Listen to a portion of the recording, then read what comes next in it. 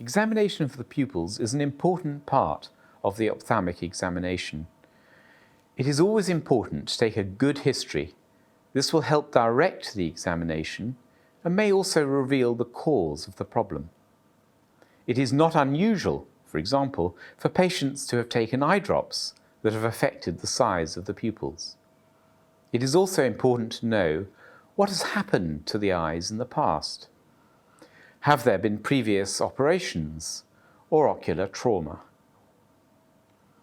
The examination can be carried out quite simply and may reveal evidence of both ocular and neurological disease.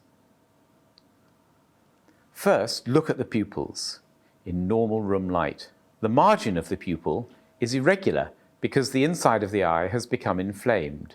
The patient has iritis. Observe, are the pupillary margins regular? Here, the distorted pupil is a result of trauma to the eye. Are the pupils equal in size? Problems with the nerves controlling pupil size may result in unequal pupils. Here, the pupils are not the same size. We now have to determine which is the abnormal pupil, the smaller or the larger. The sympathetic system causes the pupils to dilate. Interruption of the sympathetic pathway, note how long it is, will therefore cause the pupil on the affected side to be smaller. It has lost the drive to dilate. The parasympathetic system causes the pupil to become smaller. Note that fibers of the parasympathetic system travel in the third nerve to reach the eye. Interruption of the parasympathetic pathway will cause the pupil on the affected side to be bigger. It has lost the drive to constrict.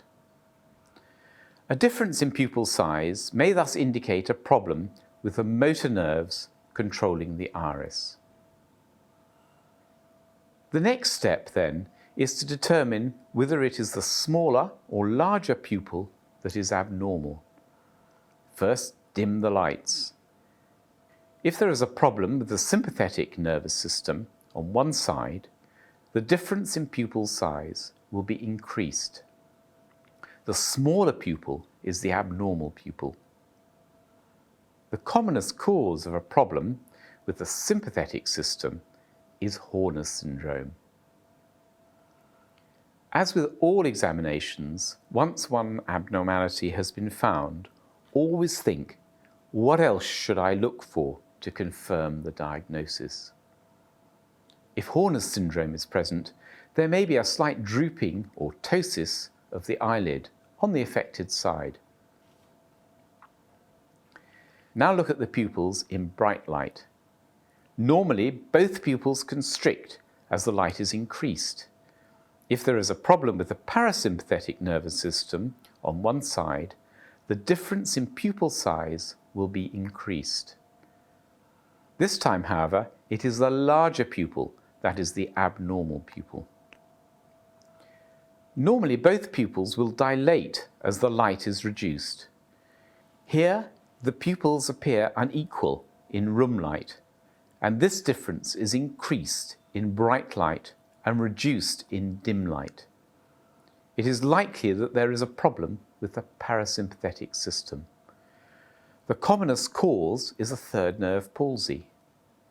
Again, think of other signs that might be present with a third nerve palsy. There may be a large drooping of the eyelid or ptosis on the affected side, and there will almost certainly be an abnormal eye position, again on the affected side, shown here when the droopy lid is lifted. The reaction of the pupils to light may also help diagnose optic nerve disease. This is a very important test. A flashlight shone into the right eye causes both pupils to constrict. Moving the flashlight to the left eye causes both pupils to dilate slightly as the light stimulus is temporarily lost, but then as the left optic nerve is stimulated, both pupils again constrict equally. Now to examine how the pupils react when the position of focus of the eyes changes from distance to near. This is called accommodation. The pupils not only react to light, but also to accommodation. Note how the pupils constrict as they look at a close object.